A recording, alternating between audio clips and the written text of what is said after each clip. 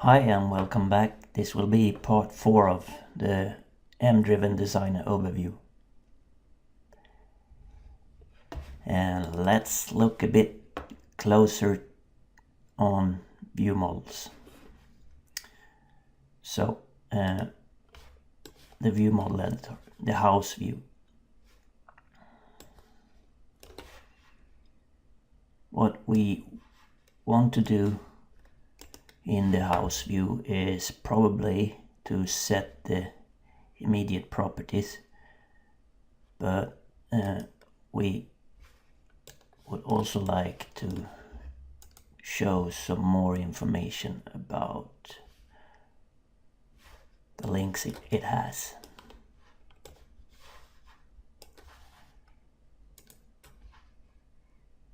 So we could add a nested view model class to see all the lease contracts. These. So following this link. So this is the OCL for that, and this is the nesting that was added. So this is how this works, that a new nesting can be added.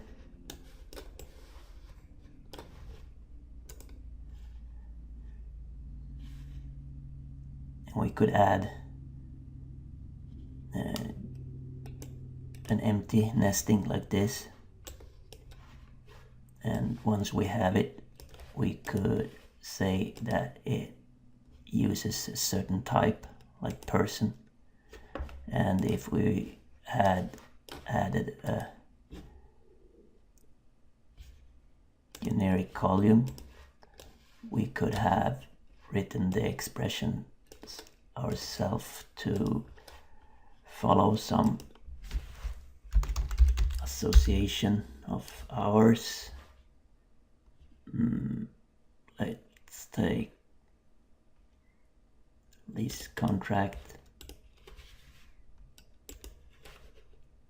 and if we want to connect this one to show the details of each object in this one, we would say associated to that one, and then we get this arrow. And we would give this a name, and we would add some properties to show some specific things about that.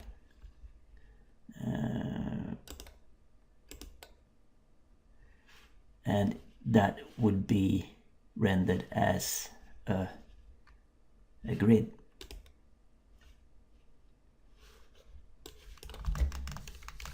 With this name.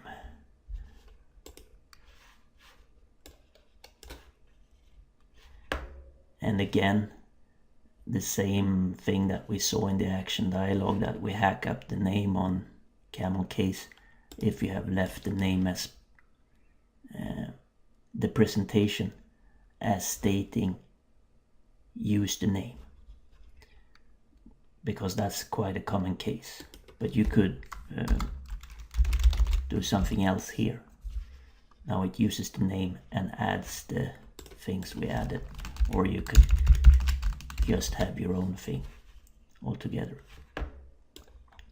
As we resize this,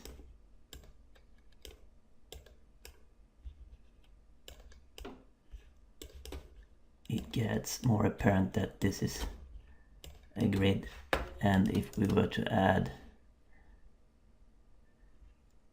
columns, they end up as columns in this grid.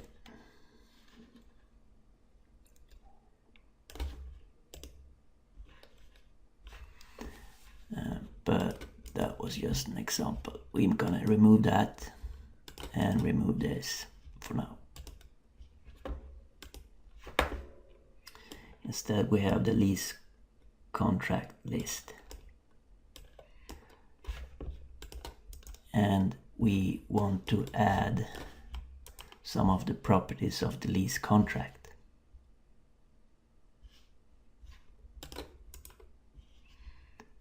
Like the apartment number, like the start date and end date maybe.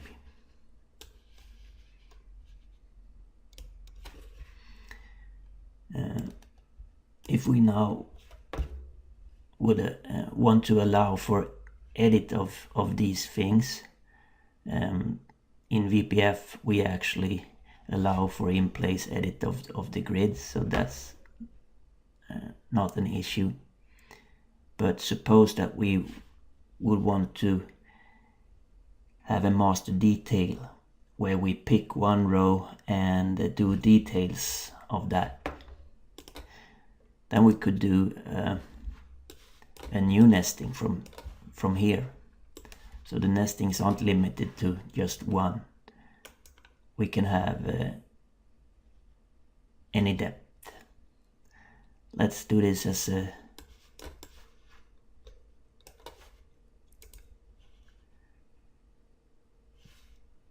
single link to self. So now it just added an OCL expression self to a new listing, to a new nesting.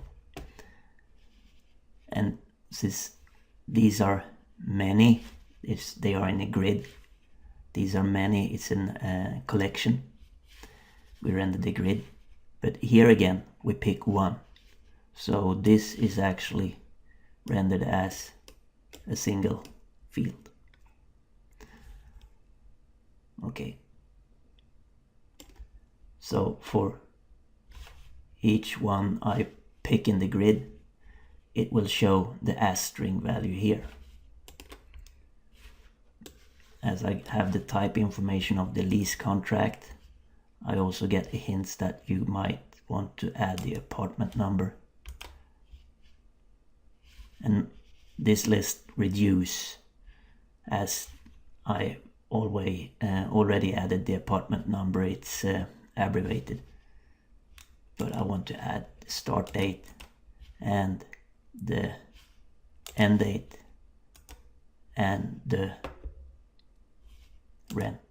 Of course I could add these manually, generic column, and give it a name, and I'm free to use any kind of OCL expression that I see fit. Here are the obvious ones, the attributes of the class in question, and here are the roles. So I can follow a role to tenant and get the last name. Now it did that again. And fix that last name. Okay. Notice that whenever we add a column, this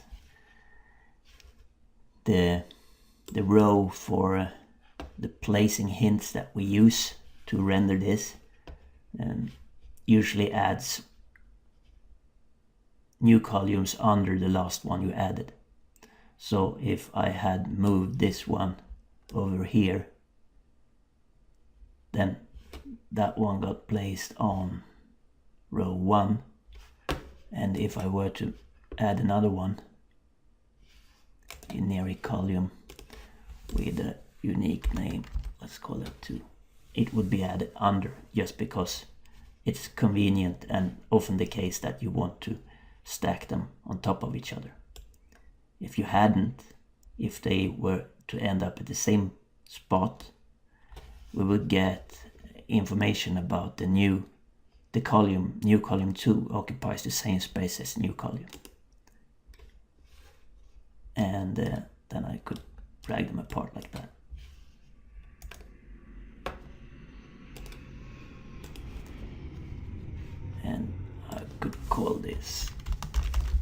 tenants last name.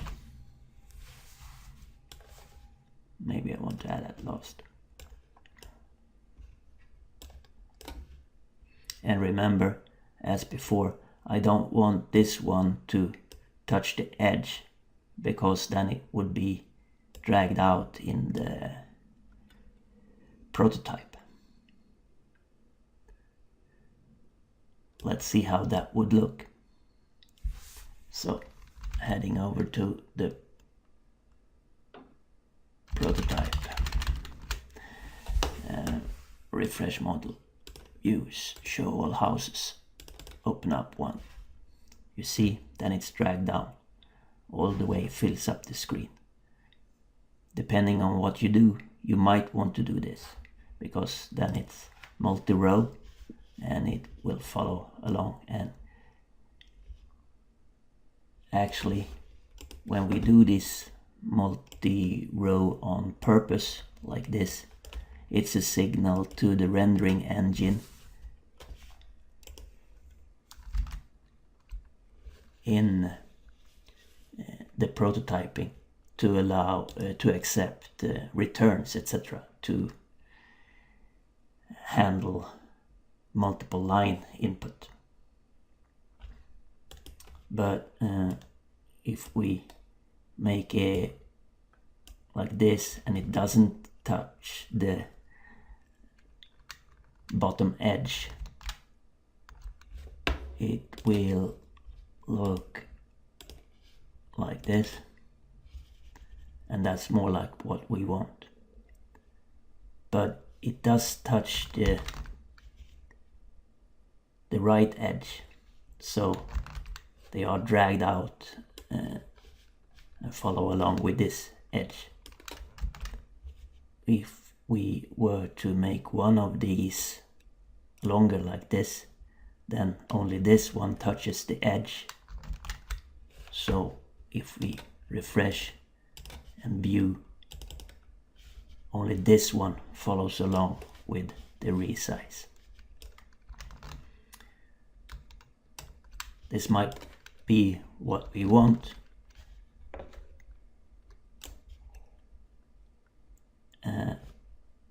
but not in this case. As we see here, the grid seems a bit crammed. How can we give more space to the columns? These are the column definitions. To give them more space, we would say that columns when in grid. Let's set that to 2 instead. Then there's more space given to this, and that 2 as well, and that 2 as well. That one should be 2. Okay. And we can drop this one.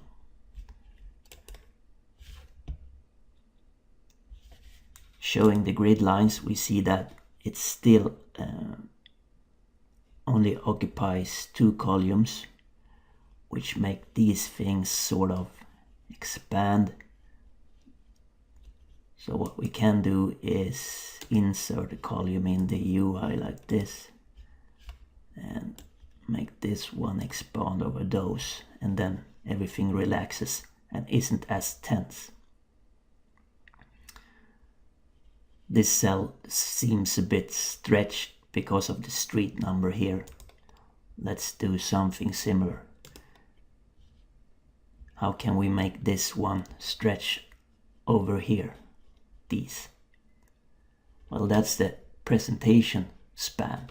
It uses 1 column now. So instead, let's instruct it to use 2. Now it's relaxed, and the UI will scale and behave better.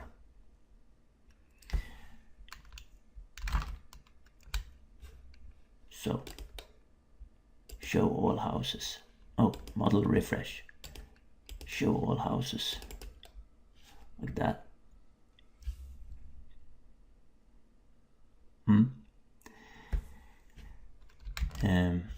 as these types were of datetime, remember when we did the model datetime, the rendering engine will choose to render these as a datetime picker. So these are set this way.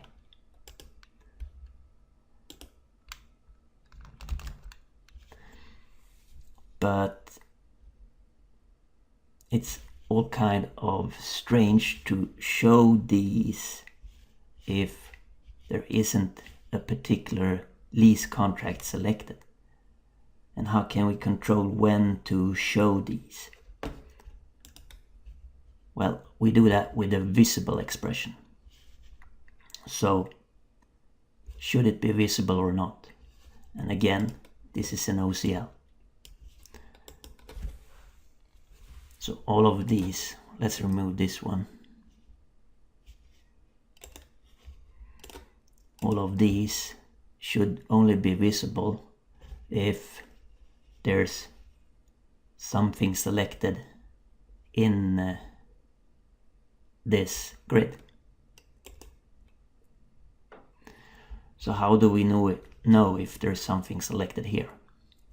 Well, this nesting is called lease contract list. And in the visible expression, or in the OCL editor, we see there are variables available in this view model. And all these vCurrent and vSelected are automatically created by the view model to allow you to have access to what is the current object, the focused object of lists, or the list of selected objects in the list if you allow for multi-select. So since our nesting was called lease contract list, we expect to find a vCurrent lease contract list. And what we want to do for the visible expression is to make sure that this is not null. So, not null. And that returns a boolean, true or false. So if it is not null, then we want to show the UI widget. Oops, where did I set that one? I set it on the grid, but that would be counterproductive. I'm going to set it on all these.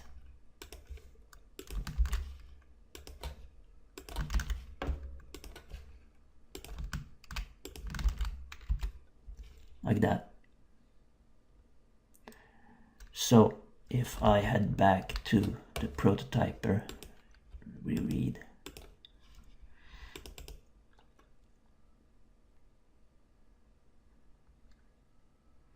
I'm a bit stumped. I thought I removed it from the grid, but apparently I did not. And it didn't. Okay, I need to leave the expression box for it to apply. That seems a bit a kind of a bug. I would enter a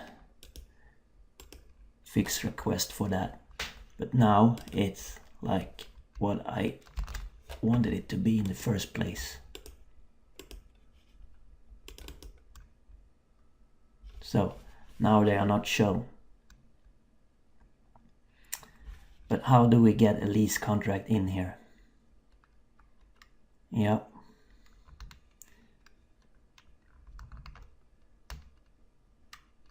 We'll get back to that, but we will focus on the street for now. We have create street, but that is not actually very practical to create the street every time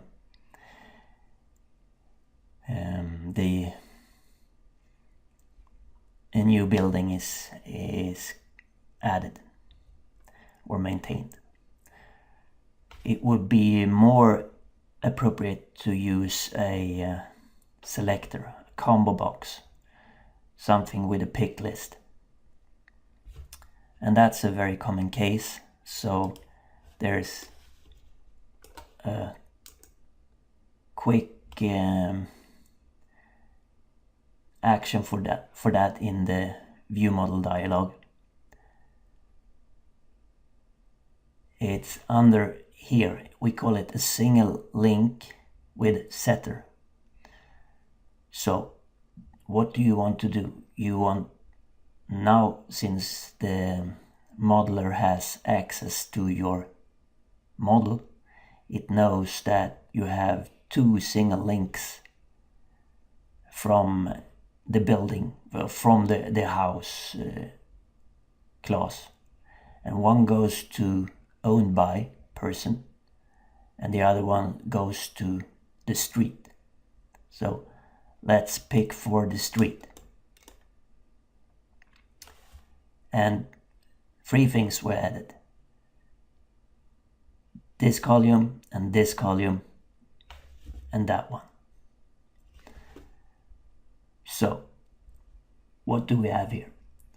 Well, first it said that the street, the street, this is actually the single link value. You know, the one we set with the create street action that we will eventually remove. And then for this we have chosen a column for pick list. So this is the column that will make up our pick list, the street pick list. And that has the OCL expression street, all instances.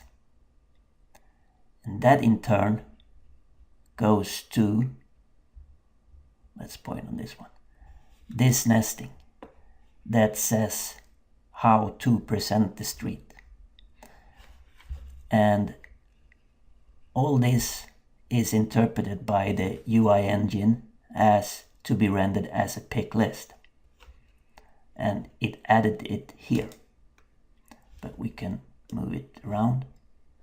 Okay, how come it's so long?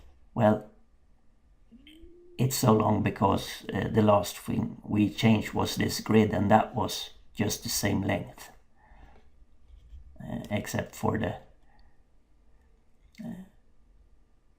label. So let's make that 2. Like this. And put it over here. So how will this look in prototyping? Reread. Show all houses. So the street, now it shows up, and we have several streets to choose from, but they're all called just street. So why is that? Well, it's because the presentation is self as a string. And if we look at the street, and the default string representation for a street is, well, it's not defined. So if it's not defined, it just uses the class name. But a good way to denote a street might be to just state the street name, right? But actually, it might be a good idea to add, since the street had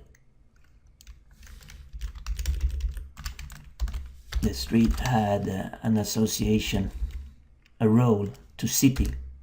We might want to add the city and the name of the city before we add the name of the street.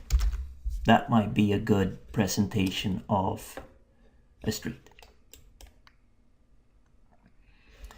So when we have set that, just gonna save all this so we have it. I'm refreshing, rereading the model, show all houses, and now I see the name of the street, and in front of here there should be the name of the city, but we haven't set that on anything, so that won't be available until there actually is a city set in this association here. Okay.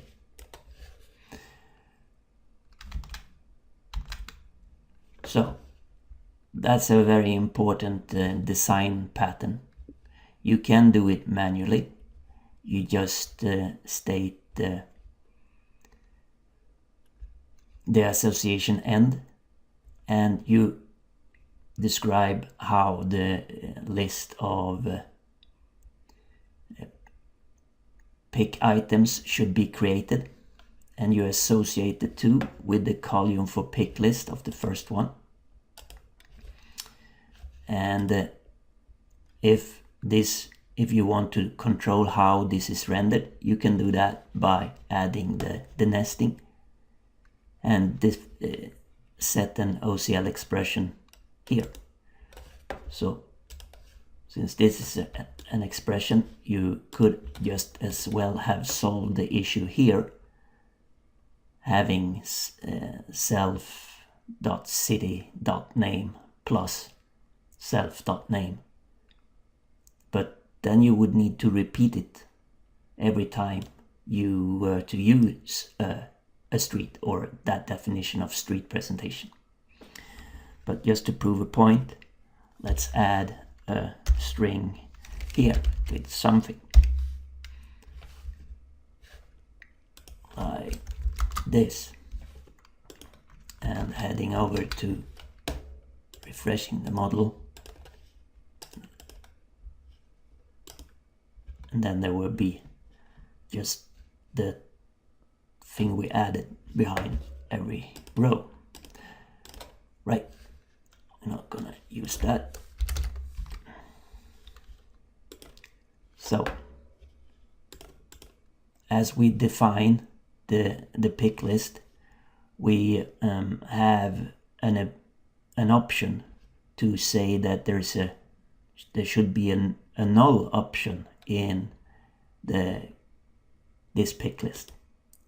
Should the null option be first, last, or only if it's empty?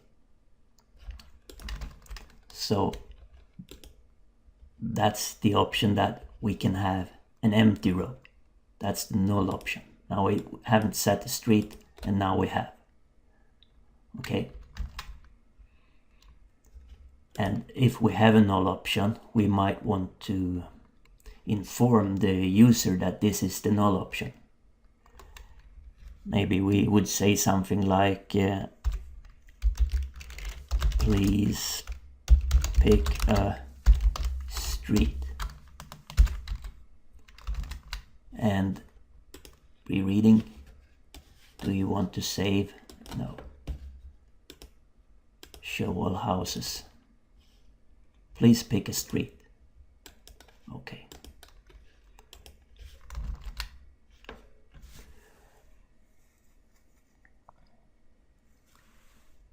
Right. So we might not need this action any longer. I'm gonna drop that, delete, and we're gonna move this one in like that. And then we see that these labels aren't really aligning, because this has presentation span 2 and this has presentation span 1, just one column. So you're going to change that to 2 as well. Okay, better.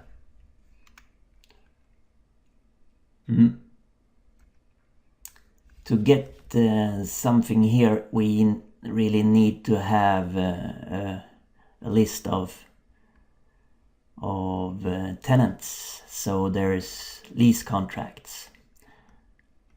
Let's add a quick action here.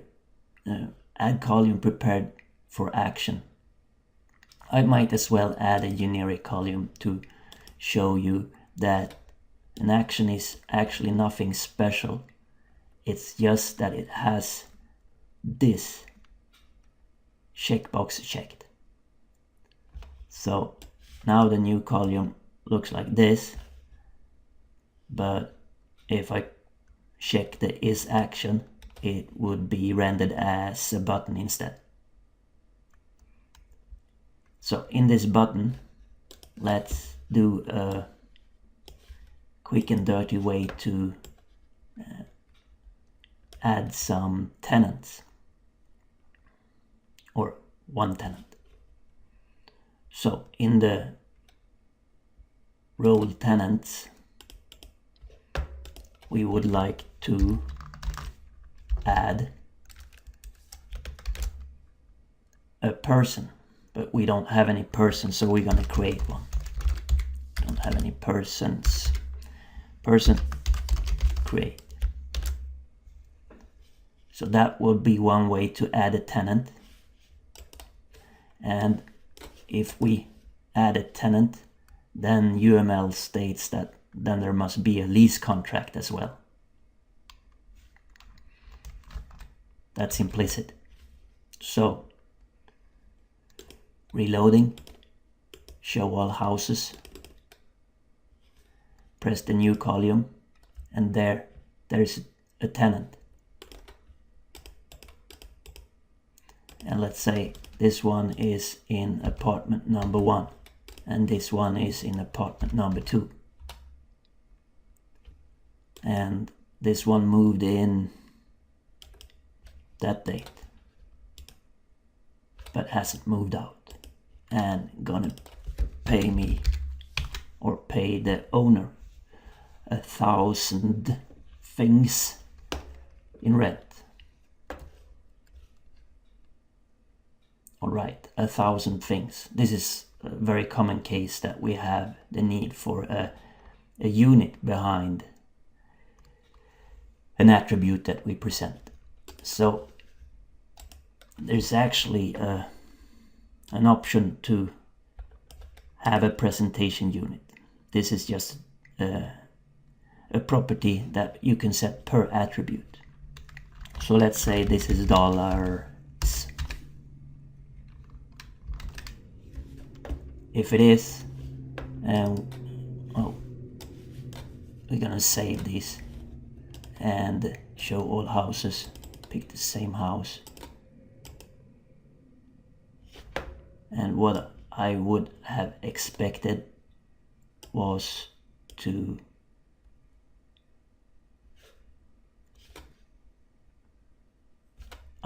there it goes, rent dollars. So that's the this UI engine's way to help me with the units on things, and that's really important for users to get things right.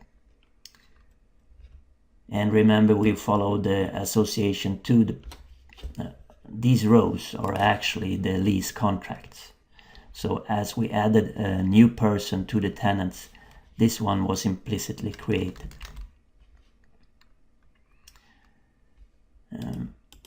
And as I select here, I can see that this is a master detail 1212 on the apartment number. Actually, I'm allowed to change things straight in the grid, apartment 32, but depending on how I want to have my users use this information, I might want to shut this off. How would I go about that? Well, in the view model designer, on each column, each view model column, and these are the ones that build up the grid columns. I can set a read-only expression. Again, these are OCL, so they can be very complex if I want to, but they can also be extremely simple if I want to. Read-only, true.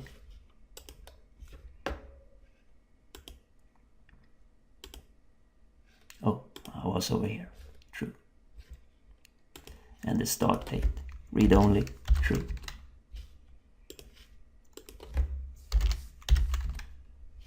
Like that. And if I then save, reread, views, show, this is not editable. Even if I press F2, I can't go into edit mode for these. And the same is true if I were to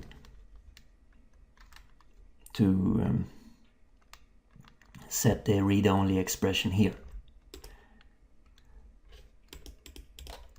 Since I added the association to the last name for the tenant, I can actually set the tenant's last name here.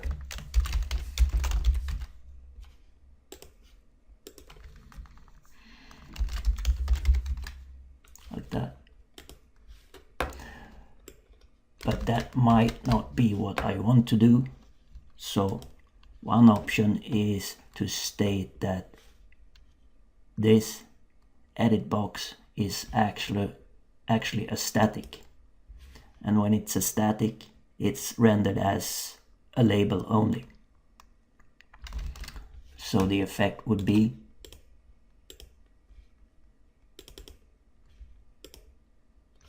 like that.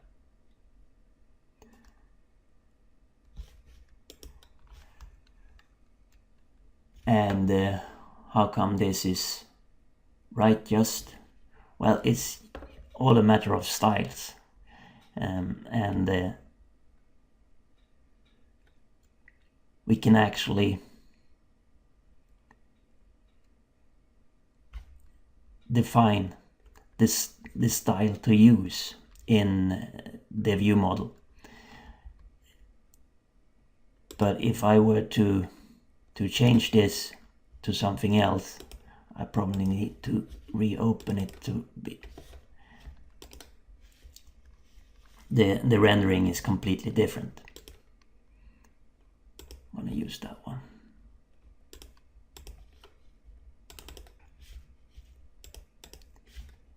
So how do we set styles in the view model? Well, it's a style reference, and then there is a couple of styles defined, like the normal HTML styles. H1 for a heading. Then this one got a little larger, or the 2 for not so much larger. And having that, refreshing,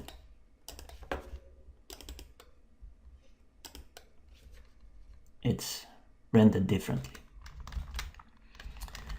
But of course, these are just the name of the style, and the style itself is defined in a SAML file for VPF rendering. And that SAML file you are free to elaborate on as you please. Initially we only had the naming reference to the styles, but then it became apparent that some styles might be data dependent. Like if you have a number that if it goes to negative, it should be red. So there's a checkbox to say that the style is actually not the name of the style, it's an expression. And if you check that one, you immediately get an error here that the column tenant's last name has a StyleRef that is an expression that does not evaluate the string, because H2 is not a valid OCL expression. So here you could go things like, if the tenant's name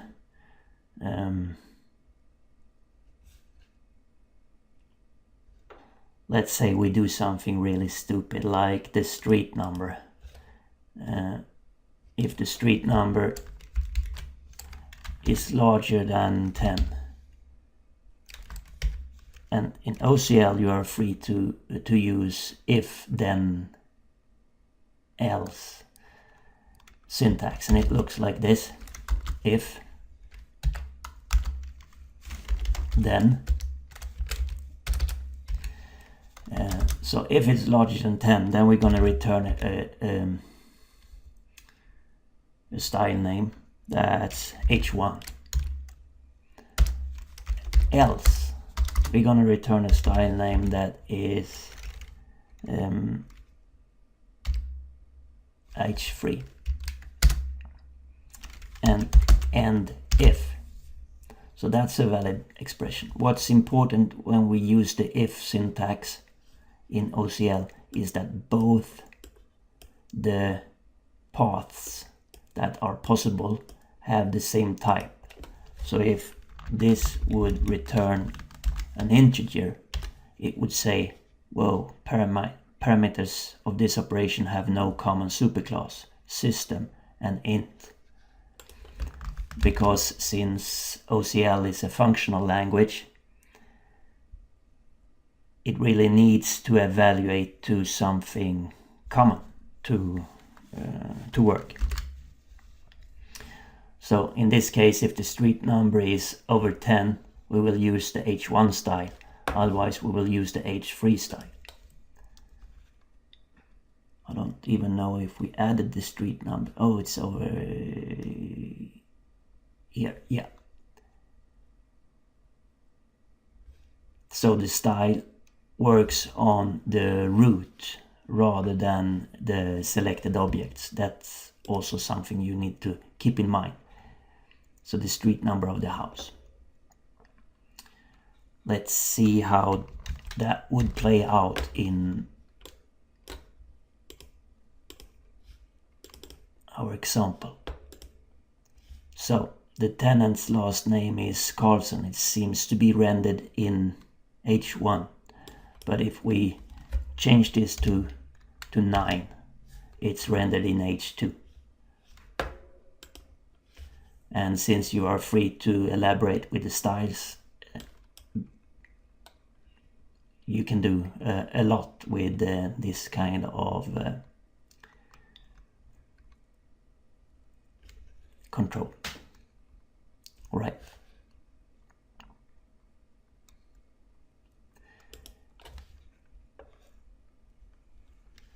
So we have seen edit boxes and date time pickers and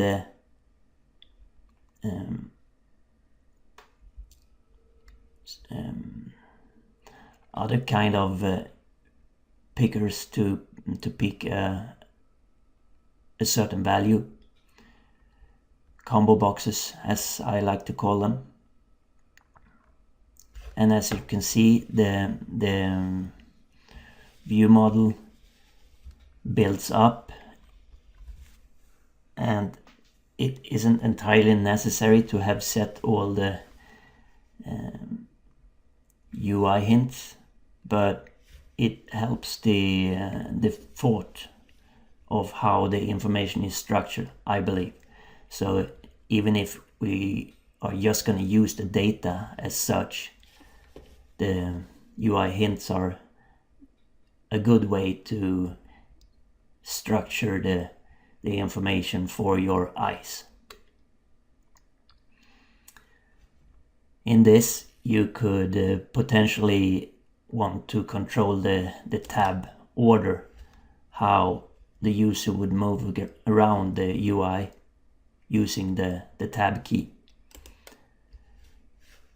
The default way is to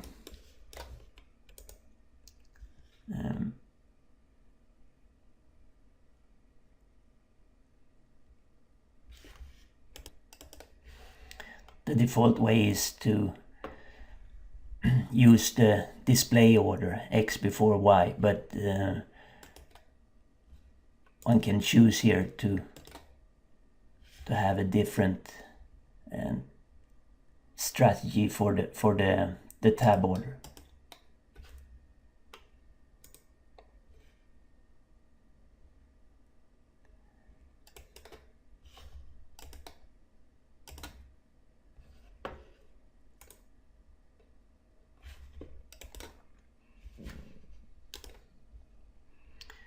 So the default is display order Y before X, but you could go another way, or column design order, if you really want to have full control of how it would look.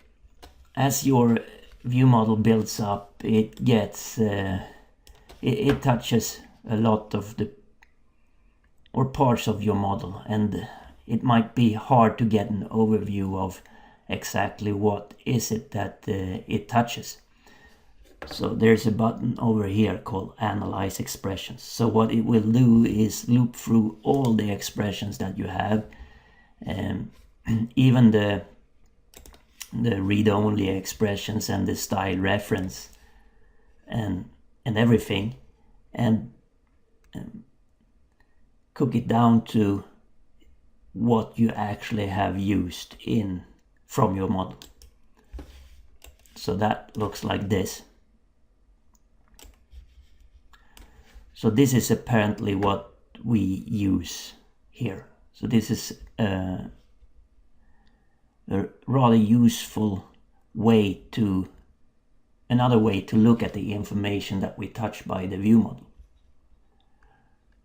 Actually, it's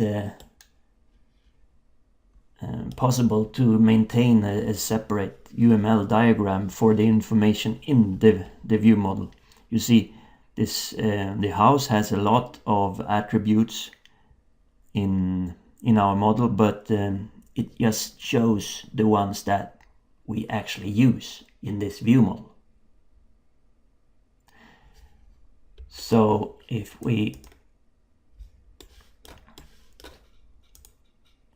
we could add or update a diagram with used model elements. And what happened then is that we got a new diagram with all the data from the house view. And that's just sitting there like this. And if you're on a diagram, you might want to get some help to lay it out if it's all messed up. And I don't know if that really helped us, but if you have a lot of information, that's how you would do it. And the good thing about this strategy is that if we were to add things like that we were to add, well, we almost have everything, but I'm gonna add the attribute 7 to this one. And if I stand here and choose this one, add or update again, then I expect attribute 7 to be added to my diagram here. So that's a way to maintain a specific diagram for a specific view. Good to know.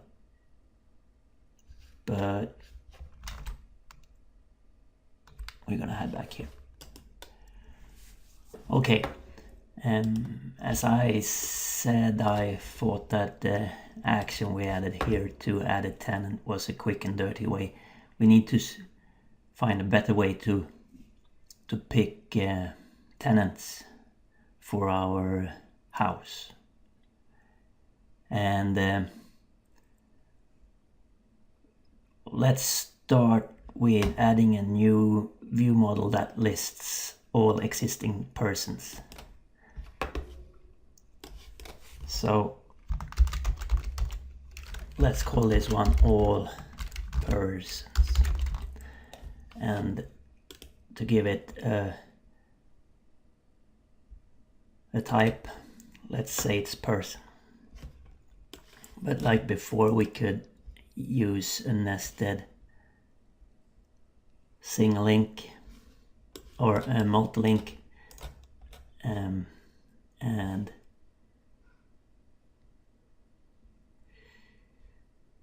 use the person all instances. Let's do that as a first.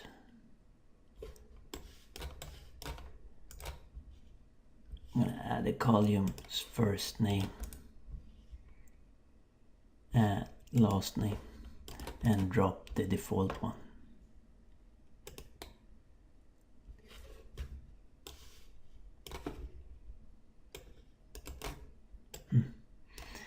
I'm going to design it to be there and drag it out a bit. And as this touches the edges, it will expand the view. If I see here, there are no ways to get here, no actions leading here, and no actions available here. And that is a good example of finding in this view that I talked about in the other video, actions and navigations, refresh. We find that that's not reachable from any action. Well, that's fine. We right click it and choose to do a global action for show. And now it has an action here, but as we can see, it's not in an action group or menu group. So let's click that one up and set the menu group to views. So heading back to the prototyper and refreshing, we will find we have a show all persons, and we have the two that we added from before. Okay, that's a start, but what we really wanted to do was to be able to pick tenants to our house. So how would we go about doing that? If we look at the actions definitions for this one, we need some kind of action to bring up all persons in a modal way, pick a few of them and say that they should be tenants. That would be the best way to treat a potentially large amount of persons to browse between.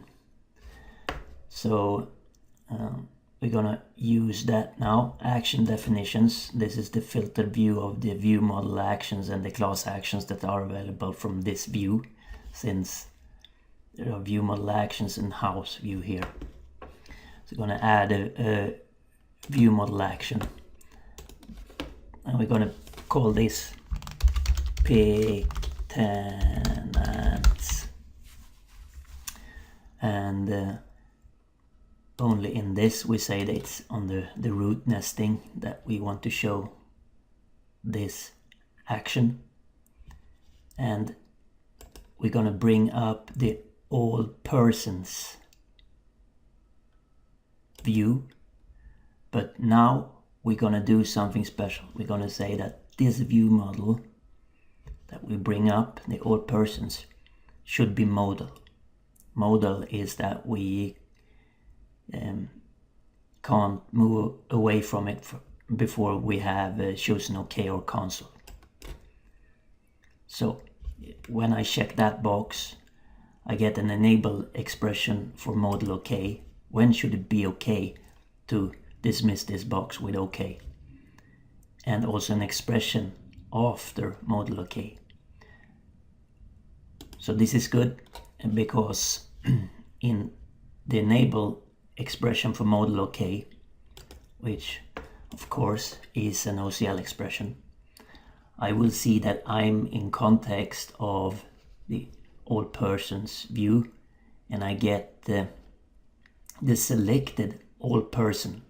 So these are the selected, the collection of person that are selected in the grid. So if this one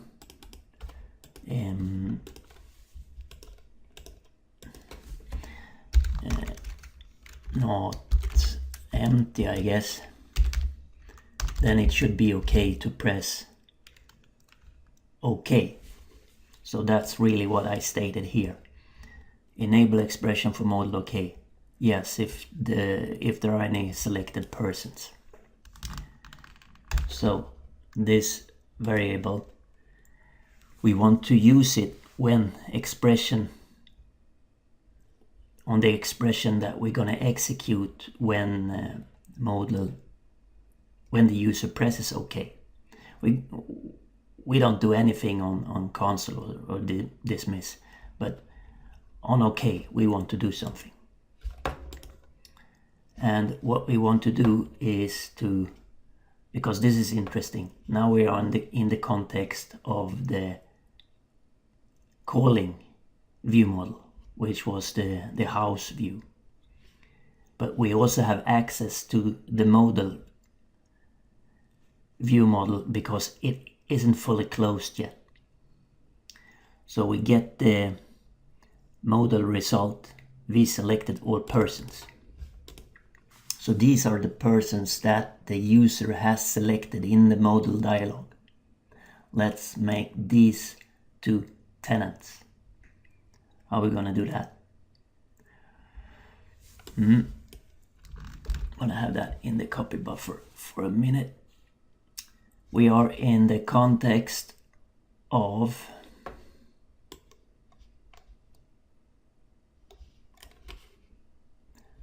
we have the current house view.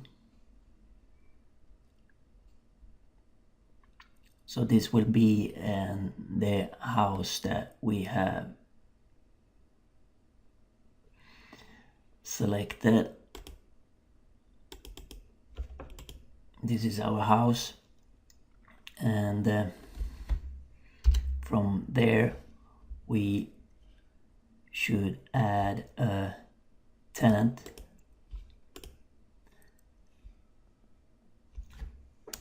Let's call that tenant T.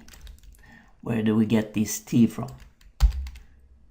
Well, we get it from iterating over the modal result we selected, all persons, because even if it's just one, this is where they will be. An iteration in OCL is commonly done with collect, and collect has the possibility to have a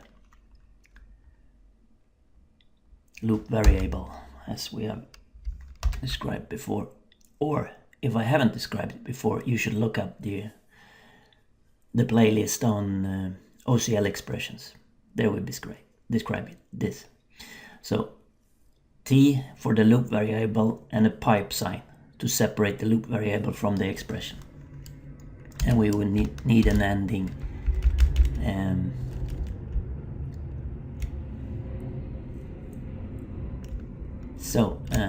the tenants is just the association, and we need to use the operator add to actually add the T.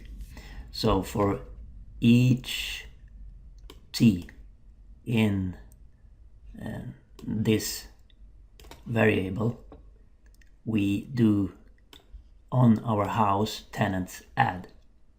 All right.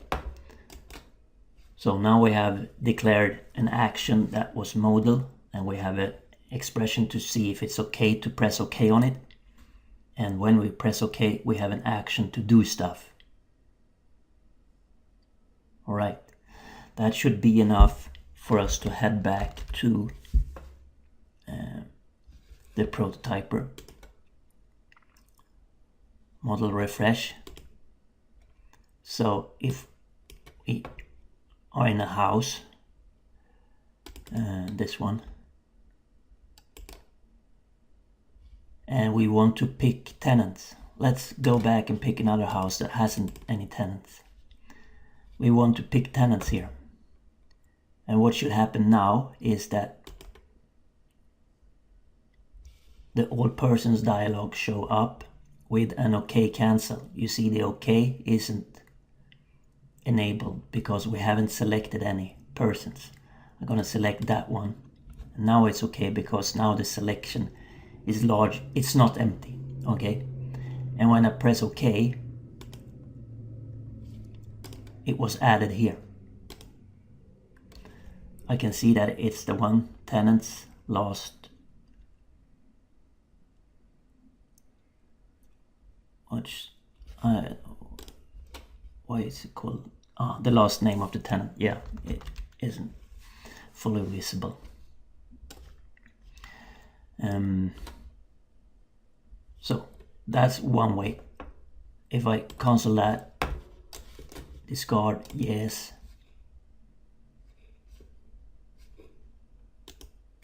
That one should have been removed.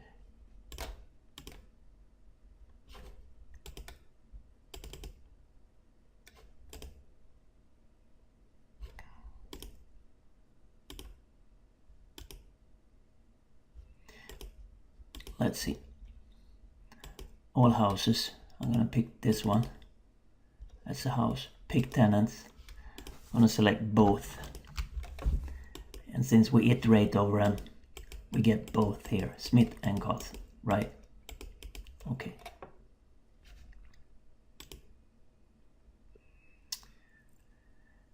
Good. Now we have done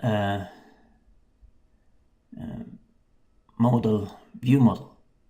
And with these design patterns, we can do a lot of things, of course. But we're not gonna do anything more just now. We're gonna round this off and I will get back to you. Bye bye.